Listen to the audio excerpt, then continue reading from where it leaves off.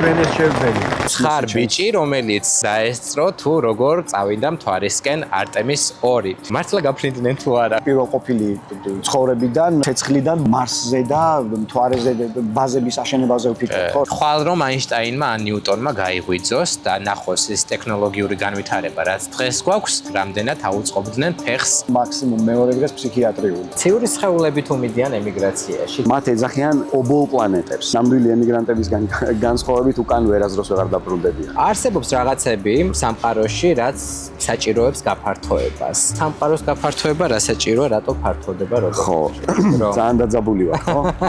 იაი! ჯერა რომ ცივილიზაცია მივა იქამდე, რომ თუნდაც ადამიანი ემიგრაციიდან დაბრუნდეს ერთ წამში, აი რაღაცაში შევიდეს და უცებ ამოყოს თავი. ხოლო ჩვენი galaktikis ერთი ბოლოდან მეორე ბოლოში მისაღწევად ჭირდება 100,000 წელი. მათი გასწოლილი ფეიერვერკი ჩვენ არ მოხდება. გამორიცხული. მთვარეში ადამიანის სახე შენს თუ ხედავ. აი ხა როგორც ხედავთ გზეს უყურებთ როგორიც ის იყო 8 და 20 წამის წინ. შენც ვერ ხედავ რეალურ დროში. წნევა მამიწია ეგრო წარმოვიდგინე. ჯერ კიდე სათხარ. ისეთი მდგომარეობა არ გქონდა რომ გამოსულიყავით ემიგრაციაში. მაშინ რა ბზიკმა გიკბინა? უფრო მეტი შესაძლებლობები, უფრო მეტი ესე რომ ვთქვათ, გაქანება. სად კიდო და გაქანებულიყავი და გაქანდი თუ არა?